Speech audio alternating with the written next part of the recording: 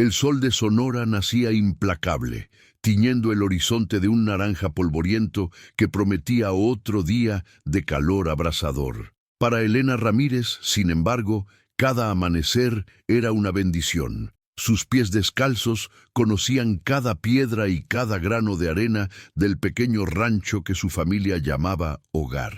La tierra no era solo un medio de subsistencia, era una extensión de su alma.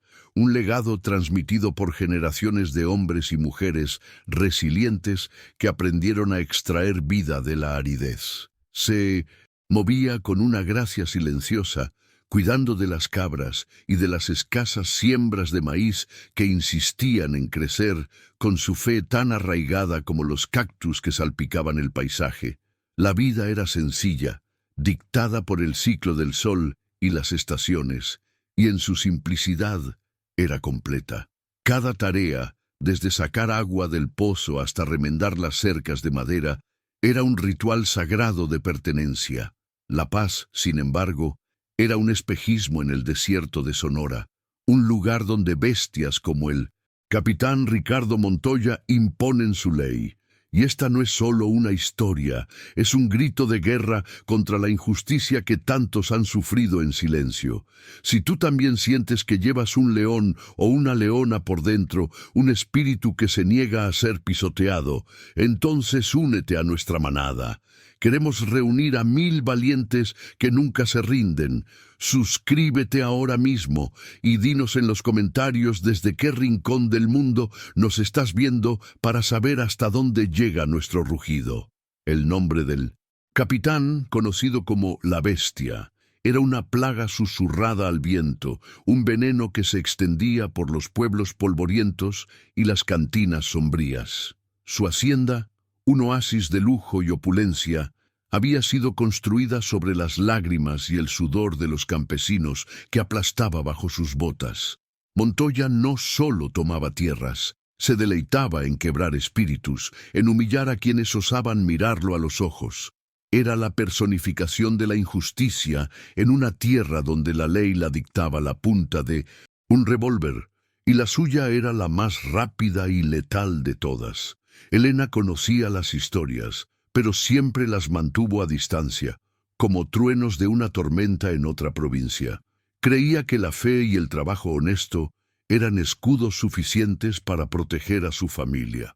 Un error fatal. La tranquilidad de una tarde fue destrozada por el sonido de cascos, una nube de polvo anunciando la llegada del mal. El capitán Montoya y sus hombres surgieron en el horizonte, no como visitantes, sino como depredadores, olfateando una presa.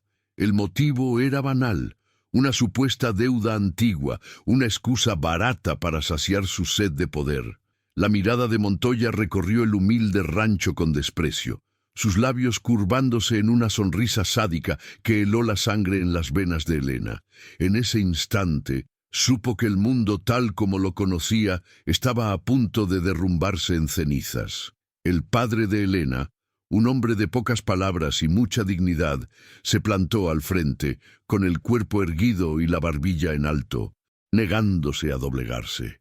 No ofreció resistencia violenta, solo la fuerza silenciosa de un hombre defendiendo su hogar. Para Montoya, esa demostración de honor era la más grave de las ofensas. La arrogancia del capitán se desbordó en furia. Con un gesto displicente dio la orden. La violencia estalló como una inundación repentina, brutal y abrumadora. Los secuaces, hombres sin alma que reflejaban la crueldad de su amo, descendieron de sus caballos con una alegría salvaje, destruyendo todo lo que encontraban a su paso. El sonido de madera partiéndose se mezcló con los gritos de desesperación, una sinfonía del caos que resonó por el desierto silencioso, testigo impotente de la tragedia. Elena observó, paralizada por el horror, mientras el trabajo de toda una vida era reducido a escombros. El maizal fue pisoteado, el corral incendiado, y cada objeto de valor sentimental, cada pequeña pieza que componía el mosaico de su existencia, fue roto sin piedad. Vio como el brillo de desafío en los ojos de su padre era borrado por la fuerza bruta, y cómo su madre era arrastrada por el cabello mientras intentaba intervenir. El dolor que sintió no fue físico, sino algo mucho más profundo, una laceración en el alma. Era la aniquilación de su identidad, la profanación de su santuario. Montoya observaba todo desde su caballo, no con la satisfacción de un conquistador, sino con el aburrimiento de un dios cruel que juega con la vida de simples mortales. Para él, aquello era solo un día más. Cuando la destrucción cesó, y el silencio que siguió fue más ensordecedor que los gritos, Montoya centró su atención en Helena. Vio en ella la misma llama de desafío que había visto en su padre, una terquedad silenciosa que lo enfureció. No se contentaría con solo tomar sus tierras o destruir su hogar. Necesitaba aplastar su espíritu, convertirla en un ejemplo para todos los demás que osaran desafiarlo. Con una sonrisa perversa, ordenó que la ataran. Sus hombres la agarraron, ignorando sus protestas y su lucha, sus manos ásperas profanando su dignidad.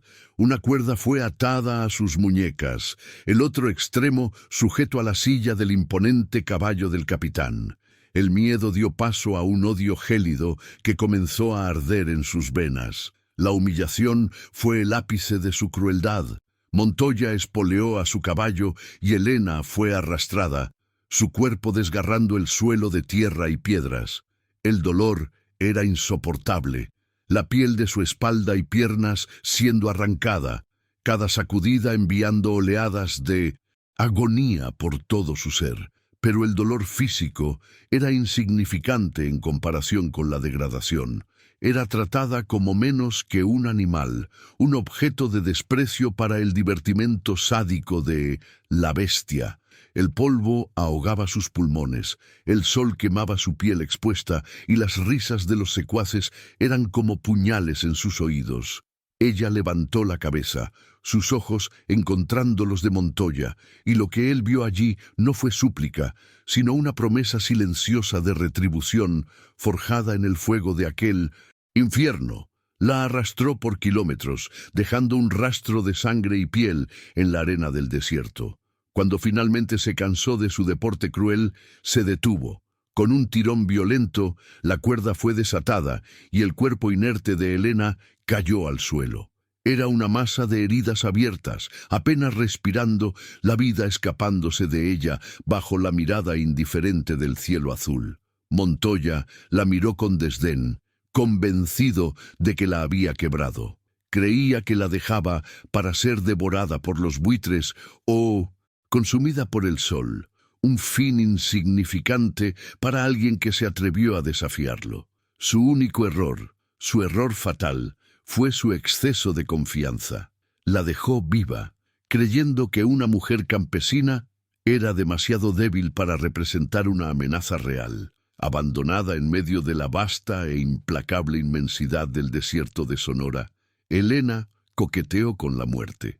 El mundo se convirtió en una mancha borrosa de dolor y fiebre, los sonidos del desierto transformándose en susurros fantasmagóricos. Estaba al borde del abismo, lista para entregarse a la oscuridad que la llamaba. El sol abrasador era un martillo implacable, y la sed, una tortura que quemaba su garganta. Cada respiración era un esfuerzo monumental, cada latido de su corazón, un eco débil de una vida que se extinguía. La imagen de su familia destruida, de la sonrisa de Montoya, se repetía en su mente febril, alimentando las últimas brasas de su conciencia.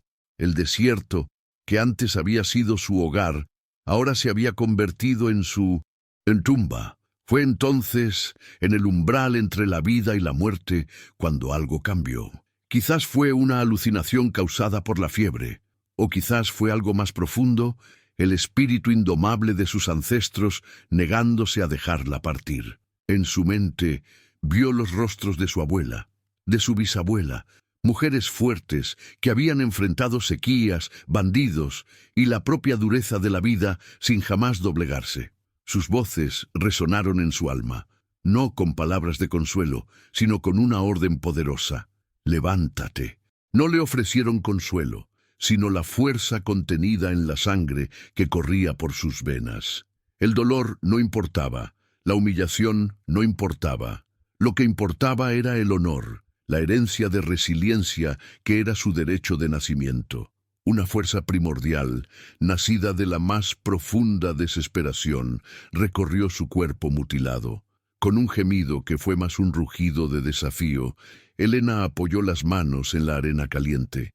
Cada movimiento era una agonía, sus músculos gritando en protesta, sus heridas abriéndose de nuevo. Pero ignoró el dolor. Lentamente, centímetro a centímetro, se irguió.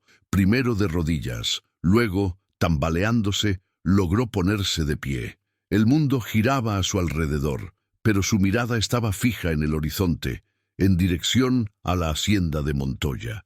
En ese momento, bajo el sol implacable, la joven campesina murió. En su lugar nació una fuerza de la naturaleza, un instrumento de venganza movido por un único propósito.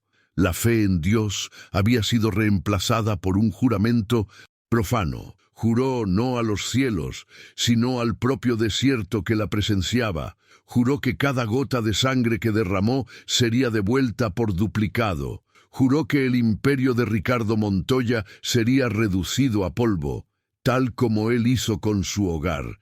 Y por encima de todo, juró que lo último que la bestia vería en esta tierra sería su rostro, no como una víctima suplicante, sino como la personificación de su propia muerte.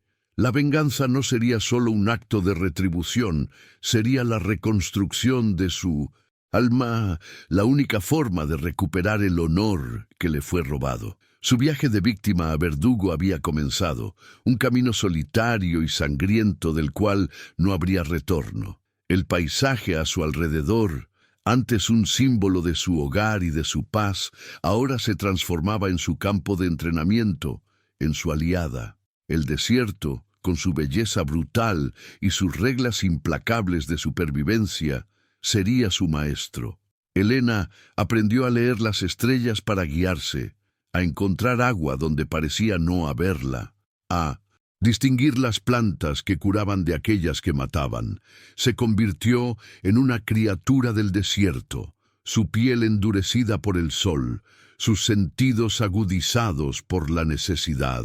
La suavidad en su mirada fue reemplazada por una dureza cortante, la de un depredador que estudia a su presa.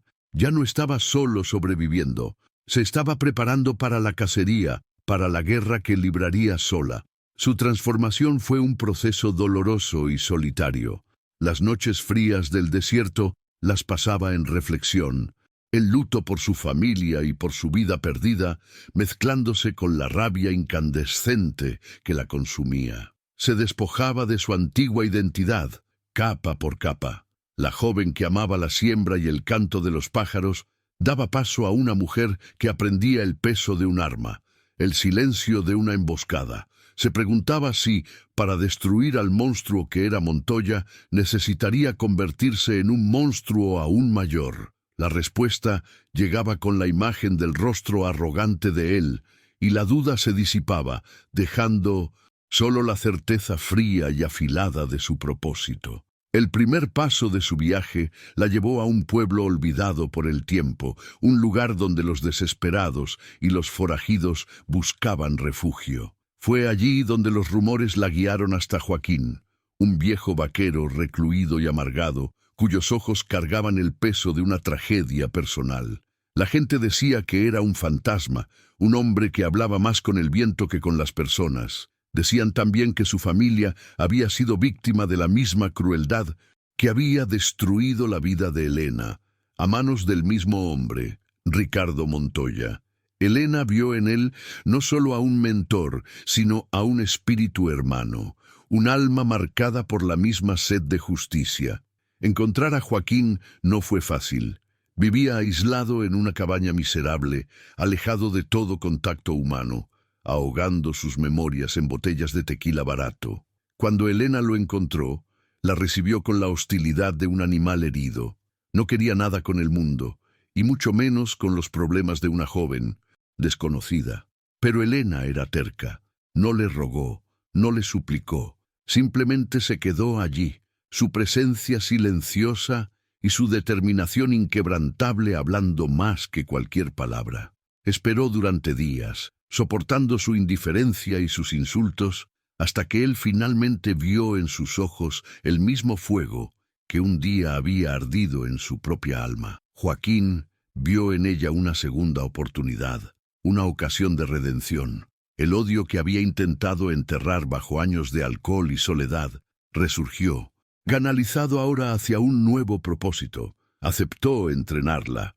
El entrenamiento fue brutal, desprovisto de cualquier compasión. Le enseñó a sobrevivir en el desierto, a rastrear como un apache, a moverse sin hacer ruido. La obligó a disparar un revólver hasta que sus brazos le dolieran y sus manos sangraran, hasta que el arma se convirtiera en una extensión de su voluntad.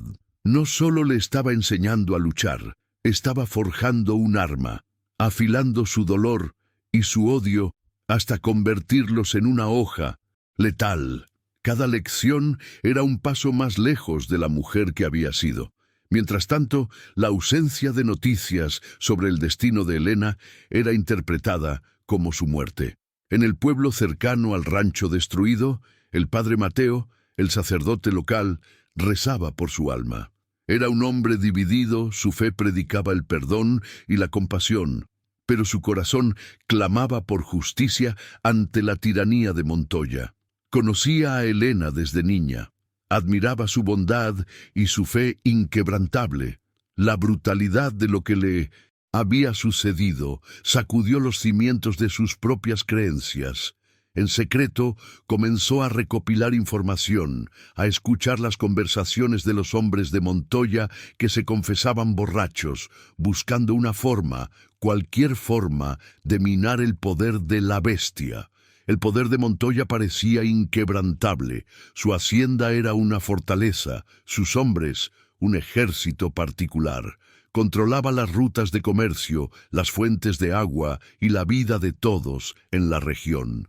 Cualquiera que se le opusiera, desaparecía, sus tierras absorbidas por el creciente imperio del capitán. La ley era una farsa, los oficiales comprados o intimidados. La opresión era el aire que la gente respiraba, una realidad sofocante que robaba la esperanza y alimentaba el miedo. Montoya se veía a sí mismo como un rey en su feudo particular, intocable e invencible, completamente ajeno a la tormenta que se formaba silenciosamente en el horizonte del desierto. Lejos de los ojos de todos, la transformación de Elena continuaba. Joaquín le enseñó no solo a disparar, sino a pensar como su enemigo. Le enseñó sobre las debilidades que se esconden detrás de la arrogancia, sobre cómo el miedo puede ser un arma más poderosa que una bala. Montoya se alimenta del miedo de los demás, decía él con la voz ronca. Para derrotarlo, no debes atacarlo de frente. Debes convertirte en su miedo, un fantasma que susurra en sus pesadillas. Elena absorbía cada palabra, su plan de venganza tomando forma, no como una explosión de violencia, sino como un desmantelamiento lento y metódico del hombre que destruyó su vida. Aprendió a usar el desierto a su favor. Los mismos paisajes que casi la matan ahora se convirtieron en su refugio y su arma. Conocía los pasajes secretos en las montañas, las cuevas donde podía esconderse, los mejores puntos para una emboscada. El sol que la quemó ahora ocultaba sus rastros. El viento que se llevó sus gritos de dolor ahora transportaba sus advertencias silenciosas. Ella y el desierto se convirtieron en uno solo, una entidad única y peligrosa, esperando el momento adecuado para atacar, para recordarle al mundo que incluso en la tierra más árida, la semilla de la venganza, una vez plantada, puede crecer fuerte e implacable. El padre Mateo, en su pequeña iglesia de adobe, sentía el peso de su propia complicidad silenciosa. Escuchaba las confesiones de los hombres del pueblo, las historias de sufrimiento, la rabia impotente contra Montoya. Su conciencia lo atormentaba. Comenzó a Usar el confesionario no solo para absolver pecados, sino para recolectar información crucial sobre las operaciones de Montoya, las rutas de transporte de ganado, los pagos a sus secuaces, las vulnerabilidades en su seguridad. Luchaba con el dilema moral, cuestionando si estaba traicionando sus votos sagrados, pero al mirar el crucifijo, veía no solo el perdón, sino también el sacrificio por la justicia. La primera vez que Elena puso en práctica su entrenamiento fue una prueba de fuego. Un pequeño convoy de Montoya, que transportaba suministros a un puesto avanzado, pasaba por un desfiladero estrecho. Siguiendo las instrucciones de Joaquín, no los confrontó directamente. Usando su conocimiento del terreno, provocó un deslizamiento de rocas, bloqueando el paso. En medio de la confusión, liberó a los caballos, dejando a los hombres de Montoya a pie, desorientados y vulnerables, en medio de la nada. No hubo un solo disparo, ninguna muerte. Fue un acto de sabotaje silencioso y eficaz. El primer golpe que hizo que el imperio de Montoya sintiera una leve, casi imperceptible, grieta en sus cimientos. La noticia del incidente llegó a Montoya como una pequeña irritación, un contratiempo atribuido a bandidos comunes. No le dio importancia. Su arrogancia lo cegaba a la verdadera naturaleza de la amenaza. No podía concebir que alguien se atreviera a desafiarlo de forma tan organizada.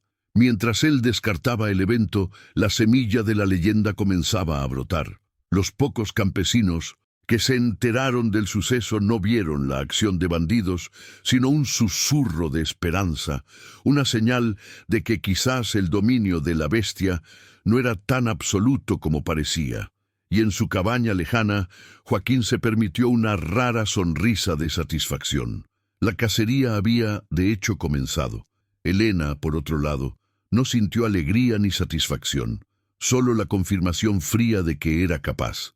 Sintió el poder en sus manos, la adrenalina de la operación, pero también un vacío helado. Cada paso hacia su venganza la alejaba más de la mujer que un día fue, de la joven que encontraba alegría en la simplicidad de la vida en el campo. Miró sus manos, ahora callosas y hábiles con cuerdas y armas, y apenas las reconoció.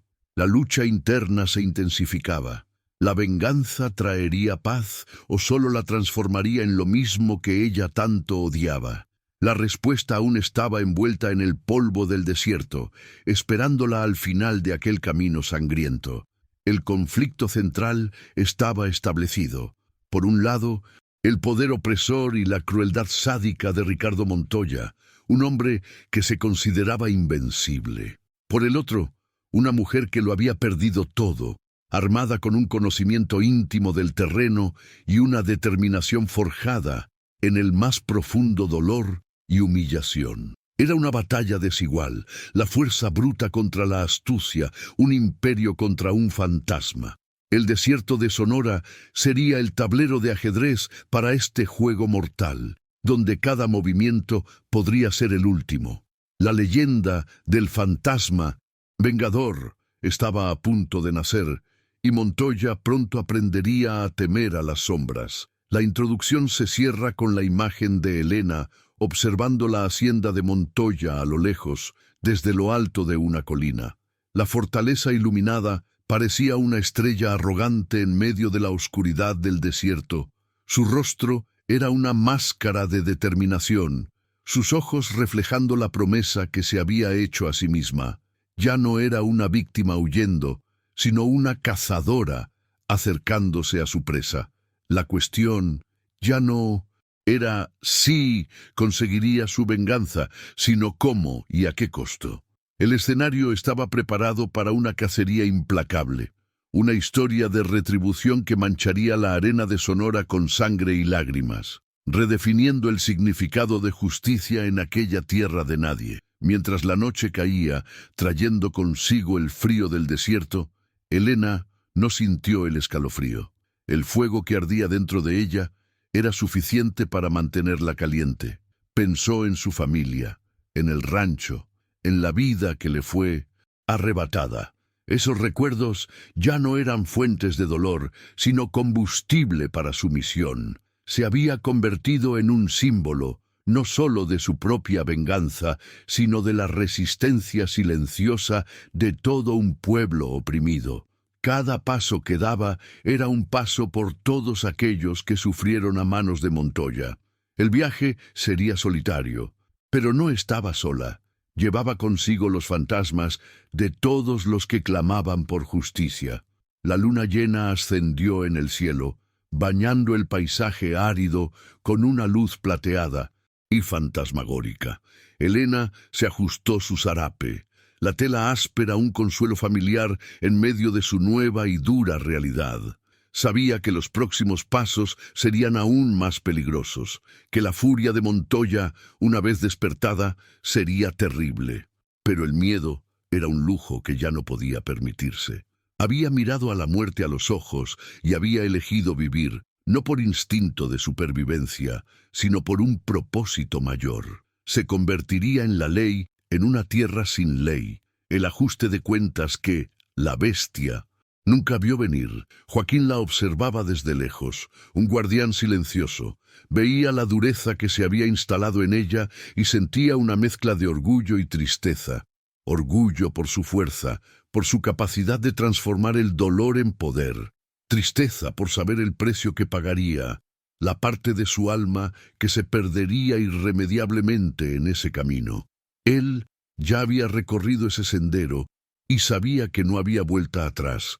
Su redención no estaría en su propia venganza, sino en asegurarse de que la de Elena fuera completa, que ella pudiera, al final de todo, encontrar algún tipo de paz que a él le fue negada por tanto tiempo. El polvo de su primer acto de sabotaje apenas se había asentado cuando Elena comenzó a planear el segundo. Con la guía de Joaquín, pasó de la simple interrupción a una guerra de desgaste. Su objetivo ahora eran las rutas de ganado, las venas que transportaban la riqueza de Montoya. No robaba los animales para sí. En su lugar, creaba estampidas nocturnas, abriendo cercas y dispersando las manadas por las tierras áridas, convirtiendo la recuperación en una pesadilla logística para los vaqueros del capitán. En cada corral reventado, en cada abrevadero sabotado con sal, dejaba su marca, una pequeña flor de 5 pétalos, toscamente tallada en la madera con la punta de su cuchillo. Era el símbolo del rancho Ramírez, un susurro silencioso de su identidad, un mensaje que solo el pasado podría descifrar, pero que, por ahora, sembraba confusión y misterio entre sus enemigos. Los informes de los incidentes comenzaron a llegar a la opulenta hacienda de Montoya, inicialmente recibidos con furia y desdén. Culpó a bandidos comunes, a rivales envidiosos, a cualquiera, menos a la posibilidad de una amenaza coordinada e inteligente.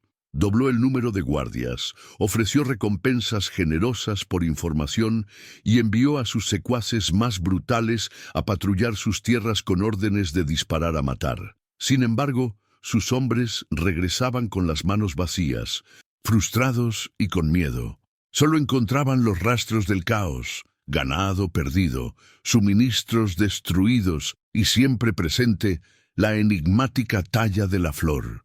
La ineficacia de sus subordinados solo alimentaba la ira de Montoya, que se volvía cada vez más volátil y violento con quienes le servían, plantando las semillas de la discordia dentro de su propio imperio. Fue entre los peones y los campesinos oprimidos donde la leyenda comenzó a tomar forma. Las historias se contaban en susurros alrededor de fogatas y en cantinas mal iluminadas. Hablaban de un espíritu, un fantasma vengador que se movía con el viento del desierto, un protector de los débiles que atacaba el corazón de la tiranía de la bestia. La flor tallada se transformó en un símbolo de esperanza, una señal de que la resistencia era posible. Cuando un trabajador esclavizado de una de las minas de plata de Montoya era encontrado libre, o cuando una familia a punto de ser expulsada de sus tierras encontraba la orden de desalojo quemada y al secuaz responsable humillado, sabían que el fantasma había pasado por allí. Elena, oculta en las sombras, no tenía idea del mito que estaba creando. El padre Mateo se convirtió en el centro neurálgico de la operación de Elena. En su pequeña y humilde iglesia escuchaba los pecados y los miedos de los hombres de Montoya. Un secuaz, borracho de culpa, confesaba haber participado en una atrocidad. Un comerciante, coaccionado a trabajar para el capitán, revelaba en secreto una ruta de transporte de plata. El sacerdote, con el corazón apesadumbrado, absorbía cada detalle. Más tarde, bajo el pretexto de llevar consuelo espiritual a feligreses lejanos, cabalgaba hasta puntos de encuentro predeterminados, dejando la información para Elena en el hueco de un cactus o bajo una piedra suelta. Cada mensaje que escribía era una traición a sus votos y al mismo tiempo un acto de fe en la única justicia que parecía posible en aquella tierra olvidada por Dios. Joaquín, por su parte, transformaba la información en bruto, en estrategia. Conocía a Montoya, conocía su arrogancia, su impaciencia, su tendencia a subestimar a los demás. El viejo vaquero enseñó a Elena a pensar varios pasos por delante, a usar la propia fuerza del capitán en su contra. No ataques la fortaleza, corta lo que la alimenta, le instruía dibujando mapas en la arena. Humilla a sus hombres, hazlos parecer tontos. Un líder que no puede proteger sus intereses pierde el respeto, y un tirano sin respeto es solo un hombre con un arma. Había una amargura en su voz, el dolor de quien sabía de lo que hablaba. Estaba reviviendo su propia guerra perdida a través de ella, y cada pequeña victoria de Elena era un bálsamo para sus antiguas e incurables heridas. Mientras Montoya se ahogaba en la paranoia, Elena se volvía más audaz. Liberó a un grupo de trabajadores indígenas que eran mantenidos en condiciones de esclavitud en una de las propiedades más remotas del capitán. La operación fue silenciosa y precisa, realizada durante una noche sin luna. No solo cortó sus cadenas, sino que también les dio provisiones y les indicó un camino seguro a través de las montañas, una ruta que solo los antiguos habitantes de aquellas tierras conocían. El acto solidificó su reputación entre los pueblos oprimidos. No era solo una destructora, era una libertadora. La noticia se extendió como la pólvora y pronto pequeñas ofrendas, un poco de comida, una cantimplora de agua fresca, comenzaron a aparecer en 1900 lugares que solo ella y Joaquín conocían. La furia de Montoya alcanzó un nuevo nivel. La liberación de los trabajadores fue una afrenta directa a su autoridad, un perjuicio financiero y, sobre todo, una humillación pública. Se encerró en su despacho, bebiendo y gritando a sus subordinados, su rostro congestionado de ira. Por primera vez, el miedo comenzó a infiltrarse en su mente. Este no era el trabajo de bandidos comunes. Había una inteligencia, un propósito detrás de los ataques. Era personal. Comenzó a repasar a sus enemigos, a pensar en todos a los que había perjudicado. Una lista larga y sangrienta. El rostro de una joven campesina, arrastrada detrás de su caballo, surgió brevemente en su memoria, pero lo descartó. Imposible. Era solo una mujer, muerta y devorada por los buitres hacía mucho tiempo. La creciente reputación de Elena comenzó a traerle aliados inesperados. Personas que antes tenían miedo de levantar la vista hacia los hombres de Montoya, ahora dejaban información discreta con el padre Mateo o ayudaban a difundir desinformación para confundir a los perseguidores. Una red silenciosa de resistencia comenzó a tejerse alrededor de la figura mítica de El Fantasma. Elena, sin embargo, mantenía su distancia. No confiaba en nadie más que en Joaquín y el padre. La soledad era una armadura.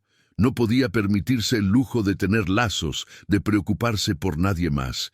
El camino que había elegido exigía un corazón endurecido, y estaba decidida a pagar ese precio, aunque significara aislarse por completo del mundo que un día tanto amó.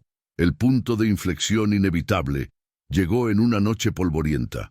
Helena estaba interceptando un cargamento de armas destinado a los secuaces de Montoya, planeando solo robar la carga y desaparecer. Pero el plan salió mal. Una patrulla inesperada la sorprendió. Se vio acorralada en un pequeño cañón, con dos de los hombres más crueles del capitán avanzando sobre ella. No había a dónde correr. El entrenamiento de 1900 y... Joaquín tomó el control. El primer hombre cayó con una bala precisa en el hombro, pero el segundo era demasiado rápido. La alcanzó, y la lucha se convirtió en un combate cuerpo a cuerpo, brutal y desesperado. El hombre era más fuerte. Su agarre en su garganta la sofocaba. Con el aire escapándose de sus pulmones, Helena clavó el cuchillo que mantenía oculto en su bota en el muslo del hombre. Él gritó, aflojando el agarre lo suficiente para que ella se liberara. Tambaleándose hacia atrás, vio el odio asesino en sus ojos mientras él sacaba su revólver.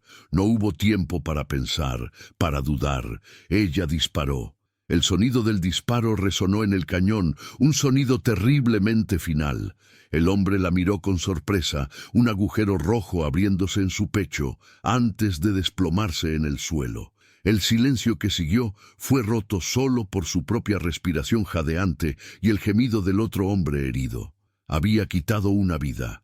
El acto no fue heroico, fue feo, desesperado y visceral. Después de inmovilizar al hombre herido y tomar las armas, Helena corrió lejos del lugar, buscando la seguridad de las sombras. Cuando finalmente se detuvo, la adrenalina dio paso a una oleada de náuseas. Se inclinó y vomitó, su cuerpo temblando incontrolablemente. La imagen del hombre cayendo, de la mirada de sorpresa en su rostro, estaba grabada en su mente. Joaquín la había preparado para disparar, para luchar, pero nada podría haberla preparado para el peso de quitar una vida, para la sensación de que una parte de su propia alma se había extinguido junto con la de su enemigo. La línea que juró no cruzar había sido pulverizada. Este momento fue un abismo. Helena se sentó en la oscuridad, el arma aún caliente en su mano, y se enfrentó a la mujer en la que se estaba convirtiendo. Había matado y sabía que tendría que matar de nuevo. La venganza exigía sangre, y ahora sus manos estaban manchadas. El camino ante ella se estrechaba, volviéndose más oscuro y más peligroso. La pregunta que la atormentaba no era si tenía la fuerza para continuar, sino si sobreviviría a esto con algún vestigio de su humanidad intacta. La lucha contra Montoya era externa, pero la batalla más feroz se libraba dentro de su propia alma. ¿Qué harías tú en el lugar de Helena? Comparte tu opinión en los comentarios. Después de aquella noche, algo dentro de Helena se endureció, como arcilla cocida en el fuego. El temblor en sus manos desapareció, reemplazado por una firmeza letal.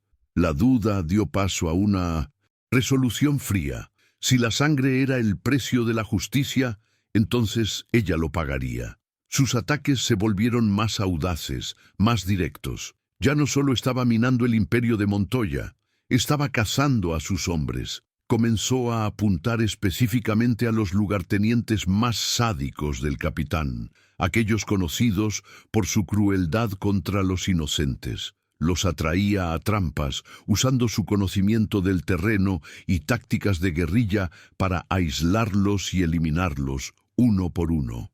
Cada muerte era un mensaje. Junto a cada cuerpo dejaba su marca, la flor de 5 pétalos, ahora a menudo dibujada con la propia sangre de la víctima. La leyenda de El Fantasma adquirió un tono más sombrío y aterrador. Para los oprimidos, era un ángel de la venganza. Para los hombres de Montoya, era el mismo diablo. El miedo se convirtió en una enfermedad dentro de las filas del capitán. Sus secuaces comenzaron a desertar, a negarse a patrullar solos, a ver una amenaza en cada sombra. la estructura de poder de Mindaucentus. Montoya, construida sobre la intimidación, comenzó a desmoronarse desde adentro, corroída por el miedo que su enemigo invisible inspiraba. Montoya, sintiendo cómo su control se desintegraba, se sumergió en un abismo de ira y obsesión. No dormía. Pasaba las noches bebiendo y mirando mapas, tratando de predecir el próximo movimiento del fantasma. La flor tallada lo atormentaba, la veía en sus pesadillas, en sus delirios alcohólicos. Contrató mercenarios, rastreadores apaches, a cualquiera que prometiera capturar o matar a esa amenaza. Pero Elena siempre estaba un paso por delante, informada por el padre Mateo, guiada por la sabiduría de Joaquín. Ella transformó la paranoia del capitán en un arma, usándola para llevarlo a cometer errores, a exponer sus vulnerabilidades. Uno de los ataques más audaces de Elena ocurrió cuando interceptó al recaudador de impuestos de Montoya. Era un hombre vil, conocido por tomar hasta el último grano de familias hambrientas. Elena no lo mató.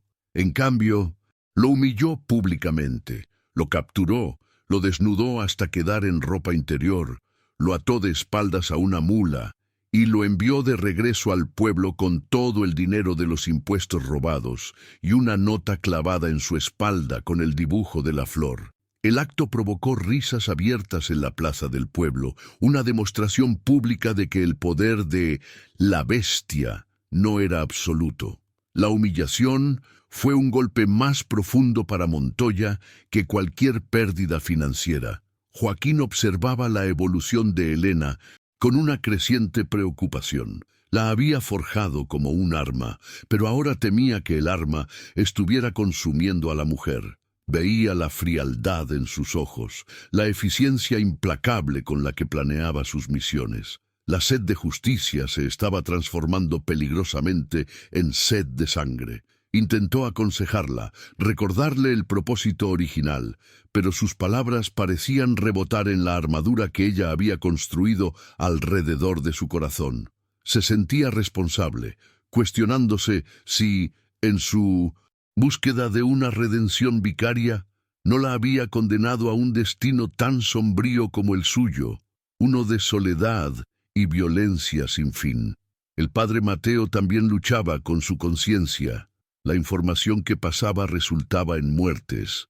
Escuchaba los susurros sobre el rastro de cuerpos dejado por el fantasma y se preguntaba si sus manos estaban tan manchadas de sangre como las de Elena. Durante la misa, sus homilías sobre el perdón y la redención sonaban huecas en sus propios oídos. Rezaba fervientemente, pidiendo una señal, una guía divina, pero el cielo permanecía en silencio. Estaba atrapado entre sus deberes para con Dios y su deber para con su pueblo, un dilema que corroía su alma y le hacía cuestionar la naturaleza misma de la justicia divina y terrenal.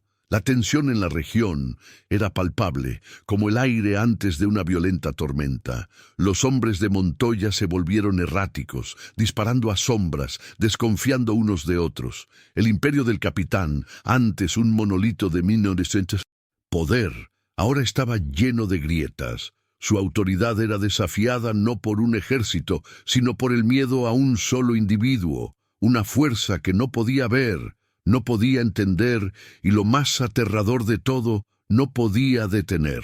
La cacería se había convertido en un duelo psicológico, con Elena dictando el ritmo, controlando el tablero y lentamente acorralando al rey. Lo estaba desmantelando, pieza por pieza, exactamente como había jurado hacer. Elena ahora se concentraba en aislar a Montoya. Sabía que no y podía invadir la hacienda, una fortaleza bien vigilada. Por lo tanto, necesitaba atraerlo hacia afuera, a su territorio, al desierto que ella comandaba. Comenzó a dejar cebos, pistas falsas sobre su paradero, pequeños desafíos a su masculinidad, sabiendo que la arrogancia de Montoya era su mayor debilidad. Envió un mensaje a través de uno de sus hombres capturados y liberados, un mensaje simple que consistía solo en la flor tallada en un trozo de madera del rancho Ramírez.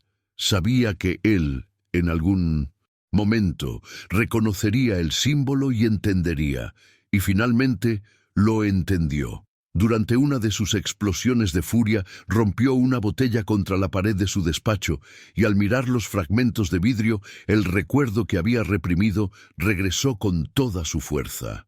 El rancho en llamas, la familia desafiante, la chica siendo arrastrada, su rostro lleno de polvo y odio, la flor que su padre estaba tallando en un trozo de madera antes de ser asesinado. La revelación lo golpeó como un rayo. No era un fantasma, no era un rival, era ella, la campesina que había dejado morir. La imposibilidad de aquello, la audacia, el insulto, transformaron su obsesión en una furia pura y primal. La guerra se volvió personal para ambos. Para Elena siempre lo fue, pero ahora, para Montoya, el enemigo tenía un rostro, una identidad. Ya no era una cuestión de proteger su imperio, sino de borrar la mancha en su honor, de aplastar la prueba viviente de su único error. Rugió a sus hombres, ofreciendo una fortuna. Por su cabeza, viva o muerta, ya no se escondería tras los muros de su hacienda. Él mismo lideraría la cacería. La arrastraría por el desierto de nuevo, pero esta vez se aseguraría de que no se levantara. El enfrentamiento final se acercaba, y el desierto esperaba, sediento de la sangre que sería derramada. Elena, sintiendo el cambio en la marea, se preparó. No sintió miedo, solo una calma gélida.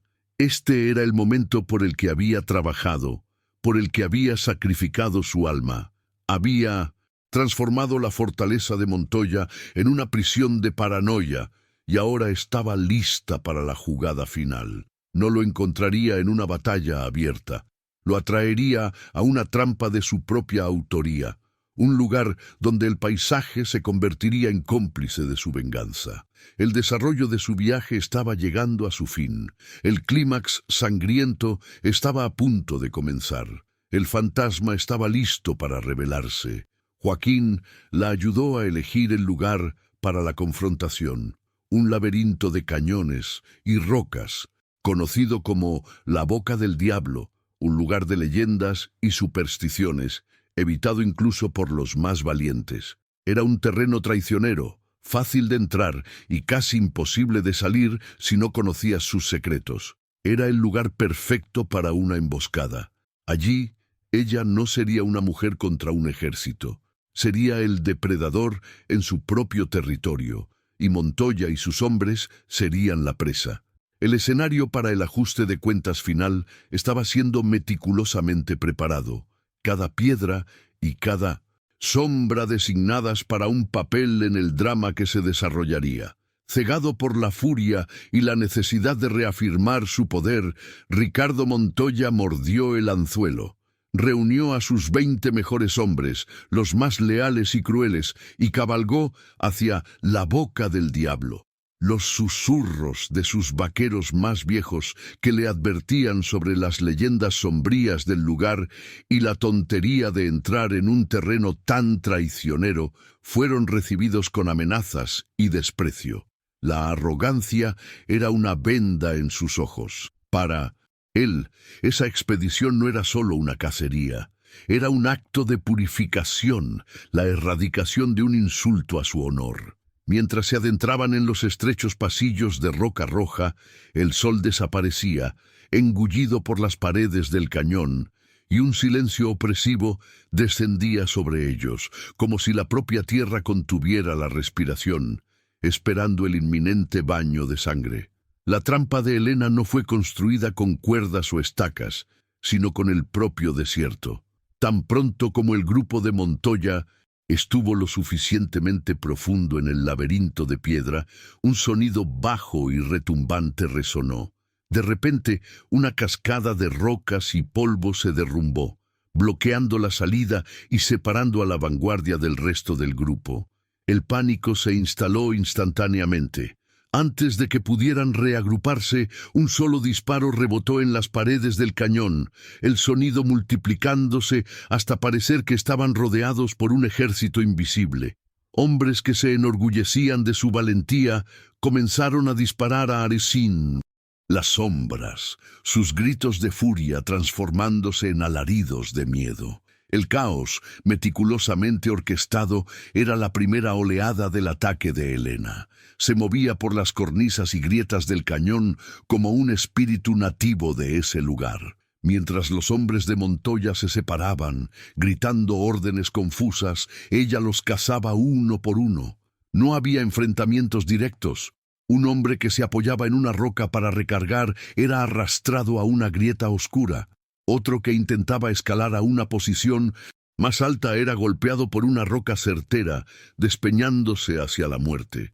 Usaba el eco a su favor. Su presencia se sentía en todas partes y en ninguna al mismo tiempo. Para aquellos hombres acostumbrados a aterrorizar pueblos enteros, la experiencia de ser la presa, de ser cazados por un enemigo que no podían ver, era la forma más pura de terror psicológico. Montoya vio cómo su escuadrón de élite se desmoronaba. El miedo era más contagioso que cualquier enfermedad, y sus hombres, desprovistos del liderazgo cohesivo que el pánico había destruido, se convirtieron en presas fáciles. Gritaba, intentaba reunir a sus subordinados, pero su voz era engullida por la inmensidad de las rocas y la cacofonía del miedo.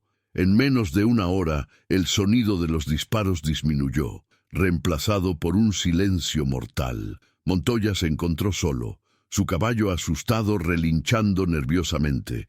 El cazador estaba completamente aislado en el corazón de la trampa. Sacó su revólver, girando en círculos, sus ojos escudriñando las sombras. «¡Aparece, cobarde! ¡Pelea como un hombre!», rugió, su voz cargada con una mezcla de furia y una nota inconfundible de pavor. Fue entonces cuando la voz de ella respondió, no desde un lugar, sino desde todos los lugares. «¿Hombre?», resonó la voz de Helena, fría y cortante como el viento del desierto. «Me arrastraste como a un animal. Viste cómo tus hombres destruían mi hogar. ¿Dónde estaba tu honor de hombre ese día, Ricardo?».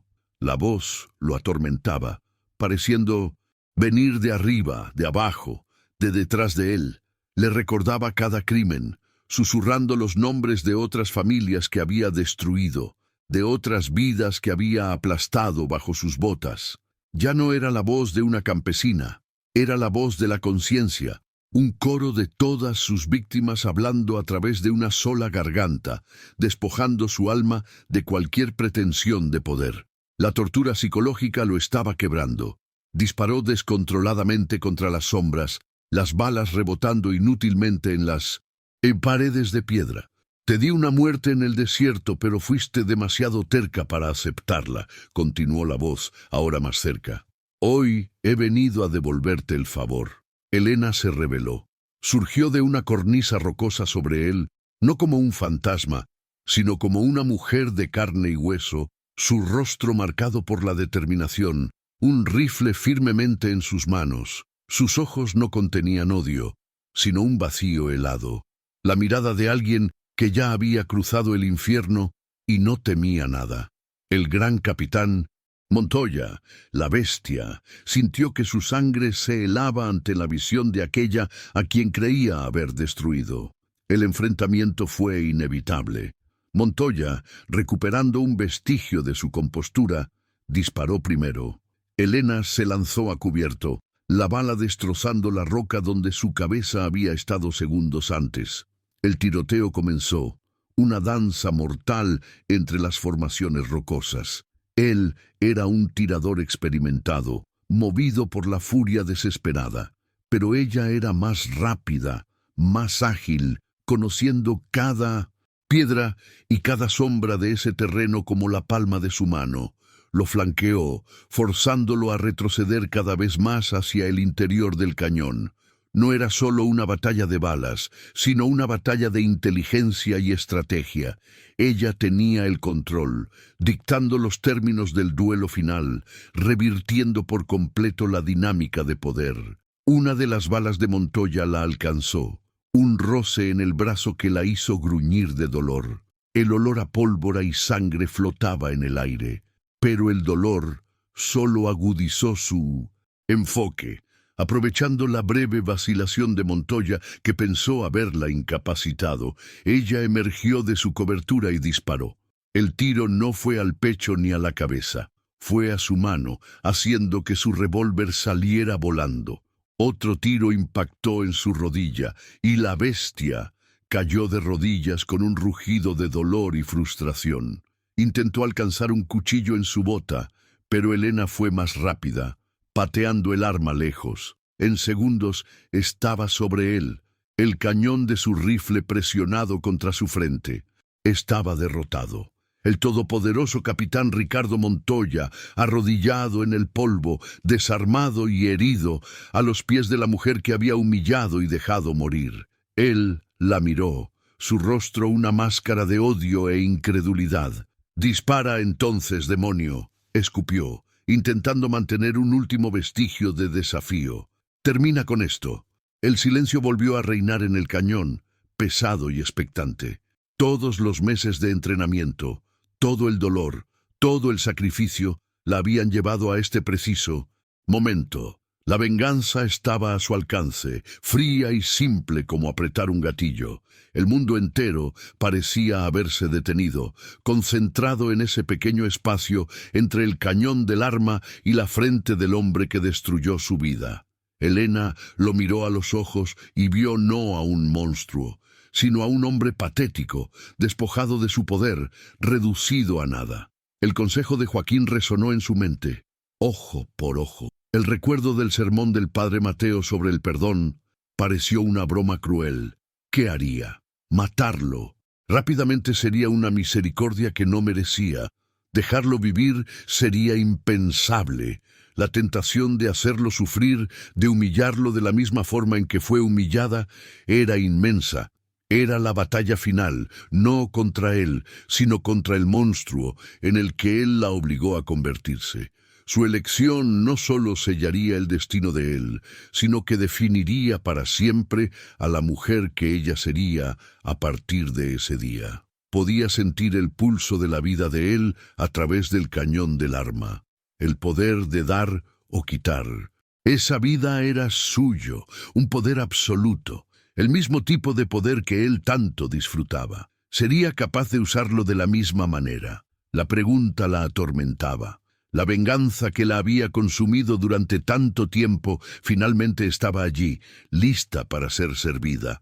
Pero el sabor sería dulce como la justicia o amargo como el veneno.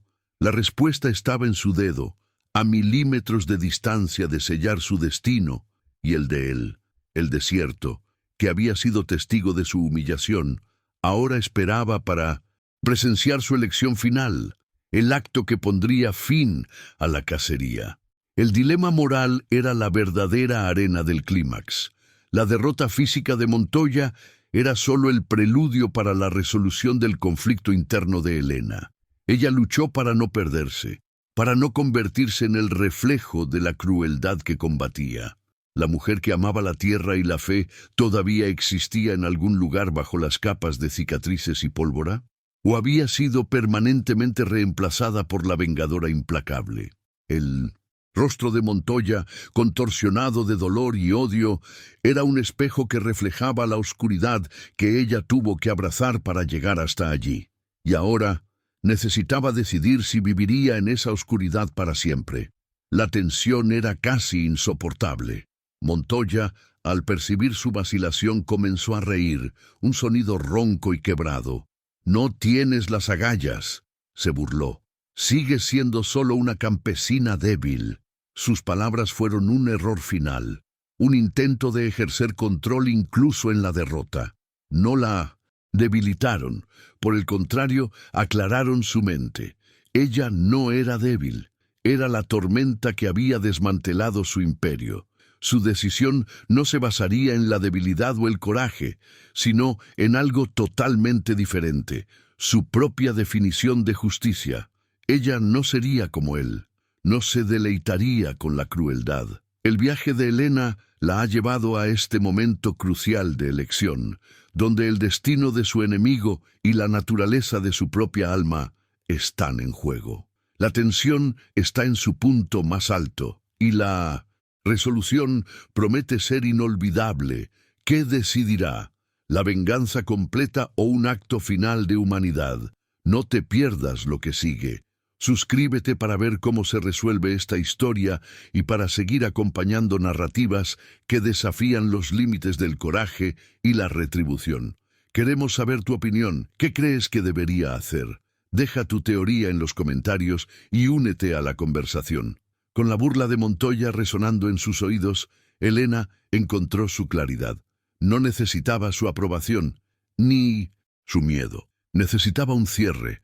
Amartilló el rifle, el clic del percutor sonando como una sentencia de muerte en el silencio del cañón. La sonrisa de Montoya vaciló, la realidad de su situación finalmente penetrando su arrogancia. Dejó de reír. El miedo, genuino y primitivo, finalmente apareció en sus ojos. Ya no estaba mirando a una campesina, sino a la personificación de su propio fin, una figura forjada en el fuego de su propia crueldad.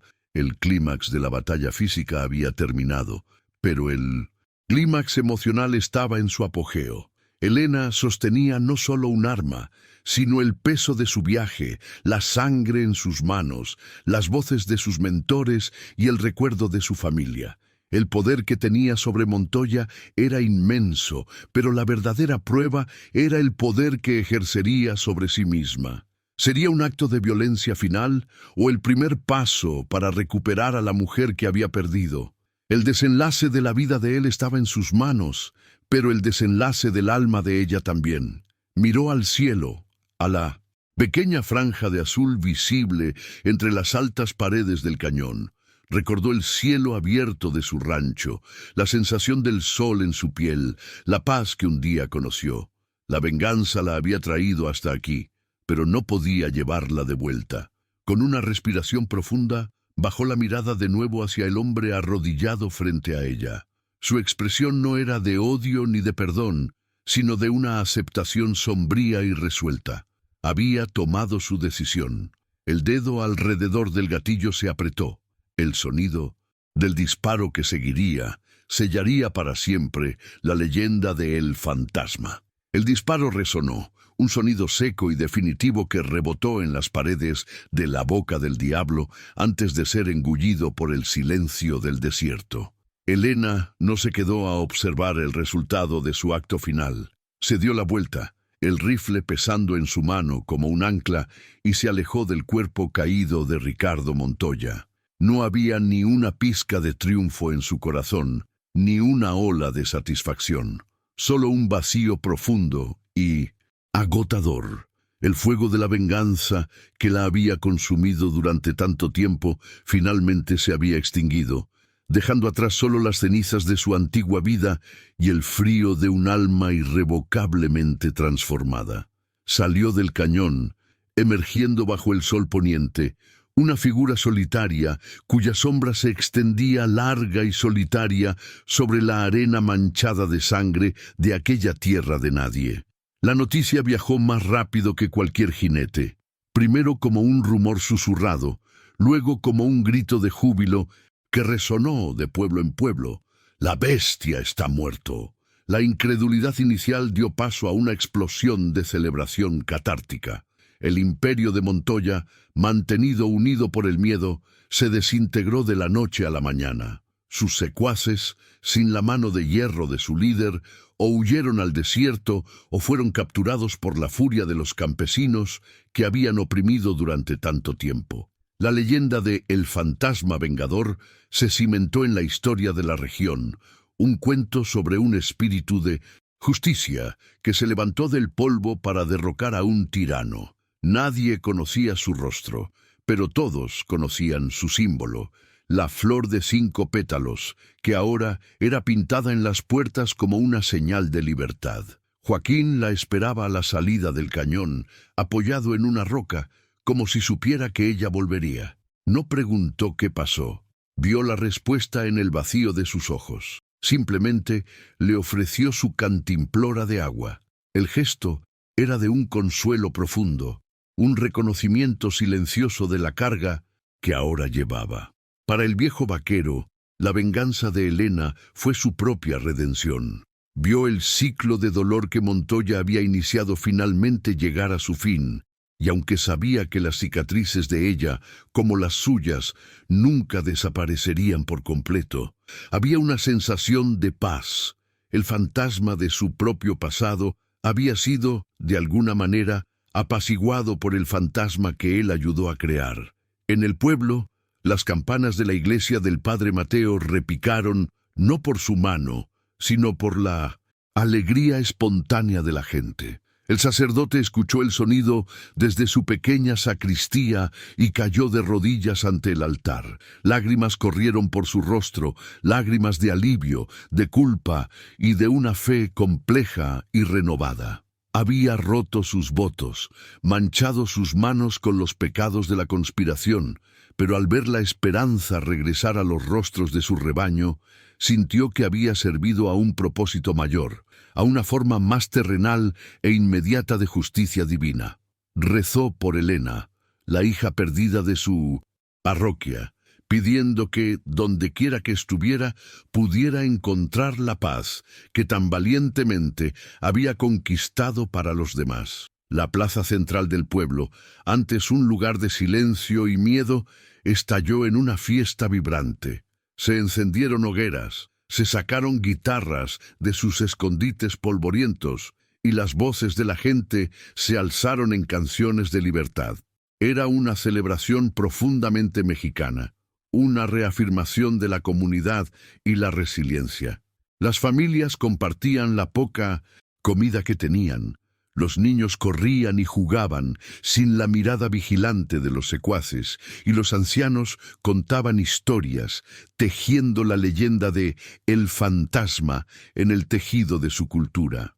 La alegría era un acto de desafío, una declaración de que, aunque habían sido doblegados por la opresión, sus espíritus jamás fueron quebrantados. La vida, en toda su belleza terca, estaba floreciendo de nuevo. Desde una colina distante, envuelta en las sombras del crepúsculo, Elena observaba las luces de la fiesta. Podía oír la música lejana, las risas llevadas por el viento. Una parte de ella anhelaba bajar, unirse a la celebración, sentir el calor de la comunidad de la que un día formó parte, pero sabía que no podía. La mujer que vivía para esas alegrías simples estaba muerta, enterrada en algún lugar del desierto junto con su inocencia. Sus manos estaban manchadas de sangre, su alma pesada con los actos que había cometido. Era un símbolo de su liberación, pero no podía compartirla. Era el rayo que limpia el aire, pero que no puede permanecer después de la tormenta. Su promesa había sido cumplida. La justicia, a su manera brutal, había sido servida. Pero la victoria no le trajo paz, solo un profundo sentimiento de soledad. Había recuperado el honor de su familia, pero se había perdido a sí misma en el proceso. Ya no era Elena Ramírez, era el fantasma, la leyenda, una criatura del desierto forjada en la violencia. Volver al lugar de su antiguo rancho era imposible. Sería como visitar la tumba de una extraña. Comprendió con una claridad dolorosa que su camino no la llevaría de vuelta a casa, sino más lejos, hacia el horizonte desconocido que era ahora su único refugio. Joaquín se acercó a ella en la colina, entregándole las riendas de un caballo descansado. «¿A dónde irás?», preguntó, su voz ronca rompiendo el silencio. Elena miró hacia el horizonte, donde el último brillo del sol pintaba el cielo de púrpura y naranja. «No lo sé», respondió honestamente. «Supongo que los fantasmas no pertenecen a ningún lugar». Montó a caballo, su cuerpo moviéndose con una nueva rigidez, la de una guerrera. Miró a Joaquín una última vez, una mirada que transmitía toda la gratitud y la tristeza que las palabras no podían expresar. Él solo asintió con la cabeza, un adiós final y una señal de respeto. No miró hacia atrás. Con un suave toque en las riendas, guió al caballo hacia el vasto y silencioso desierto, cabalgando no hacia un destino, sino lejos de un pasado que no podía